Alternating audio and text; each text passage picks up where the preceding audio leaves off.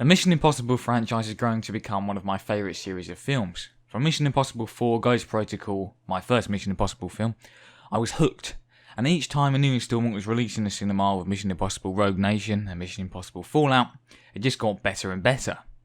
Ghost Protocol was also the first time leading actor Tom Cruise became an executive producer and had the freedom to have the say in creative decisions.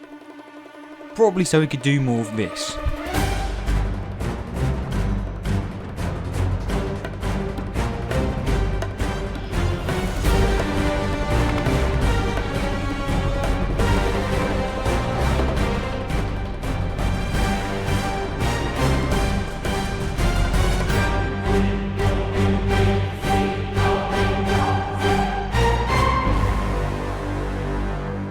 The Mission series is probably well known for doing crazy stunts by Cruise himself, which is one of the main draws for me when watching these films. On first viewing, it's great to anticipate what the next big stunt will be, which always seems to top the last one. Arguably as mad as Tom Cruise is, the series also tries to find new ways by telling these stories by shaking up the way film is traditionally shot and creates new techniques that have never been seen before. Yes, I'm talking about the skydive scene in Fallout. These very intricate and complicated sequences had to be timed perfectly for it to work, from the distance between the actor and cameraman, maintaining the exact position for a certain amount of time, colliding in the air with other actors. I mean, everything had to be planned out exactly for this to work, and in result you get a beautiful skydiving sequence that's been seamlessly edited to look like one shot. And it's stunning. Not to forget about how tense this scene is by the way the camera is free falling with the characters, which really makes the audience feel a part of the action, and a sense of disorientation, which can be nicely linked to the emotion of Ethan Hunt's panic as he tries to save Walker from falling to his death. These elements really allow the audience to be drawn into this story and experience, as they know there's no wires, no green screen, that is Tom Cruise actually falling from a helicopter. And breaking his ankle jumping over a building. Of course, every film needs a great protagonist, and sometimes a great antagonist. Or what a film really needs is great characters all around that the audience can relate to no matter what storyline or genre the film is. For me, one of the key elements of the characters is growth throughout a story that's being told. I feel like this is done very well in Mission, especially secondary characters that have appeared in more than one film. To name a few, characters such as Alan Hunley, Elsa Faust and Benji Dunn. In Mission 5 Rogue Nation, Alan Hunley directed the CIA once the IMF shut down after he believes they proved to be a threat more than protection.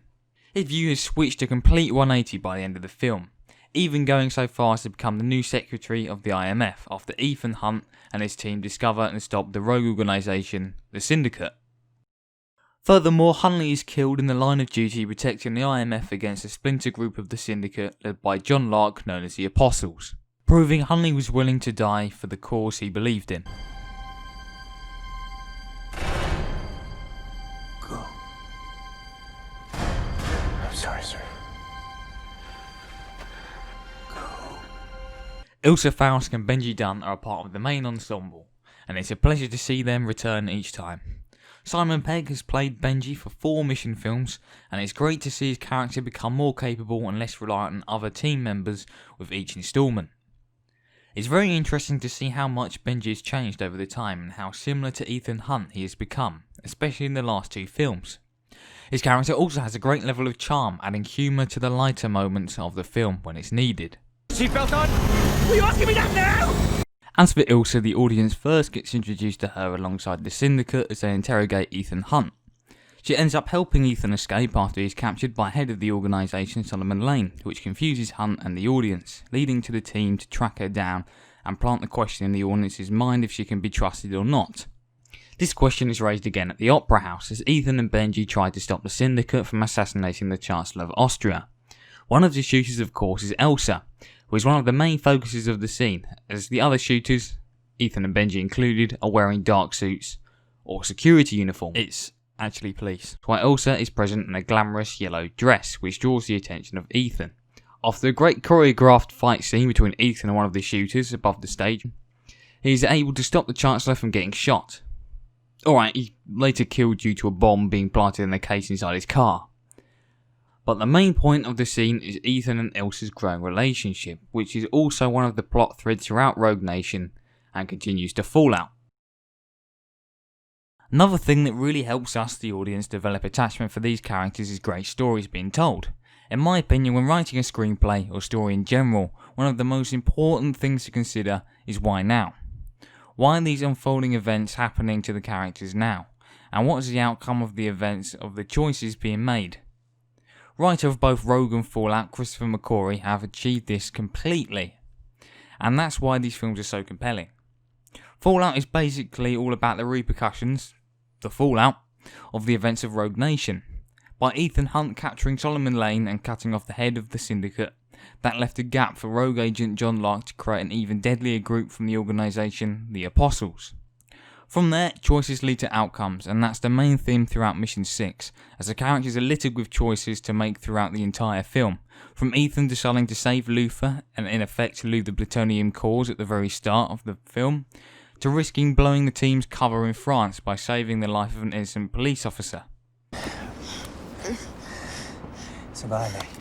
Making your characters act on the choices that have been made isn't the only reason Fallout is so engaging. The writing for lead antagonist Solomon Lane really conveys the feeling of an indestructible threat for the IMF to fight against. As throughout Rogue and Fallout, a constant reminder of Lane always being one step ahead is dominant.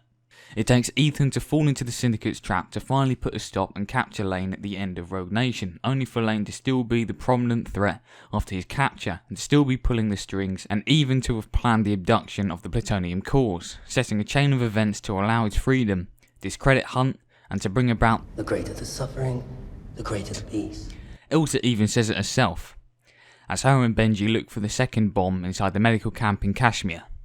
If we're looking here, it's because he wants us to.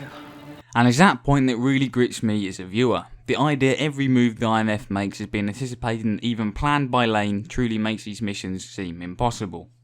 Now before I forget, the musical score, especially in the last two films, really adds to the enjoyment factor, especially Fallout. The gravity it adds really brings across different levels of emotion appropriate to each scene. Composer of Fallout, Lorne Balfe, has really stepped up the game. The soundtrack for the film is amazing and adds many memorable moments which always takes me back to each scene it's accompanied by in the film. I always find myself on the edge of my seat whenever I hear the soundtrack or even watch the films, well, all of the films in general. With all the elements combined of the great storytelling, amazing soundtrack, and extensive and crazy stunts only a mission film could pull off, it really keeps me transfixed for the whole runtime. Mission Impossible Fallout has definitely combined all the best elements of a mission film together, and in result it's probably one of my favourite and most watched films, as I always get something out of it each and every single time I watch it. If there's anyone out there who hasn't seen any Mission Impossible films, then I'd highly recommend you go and watch them.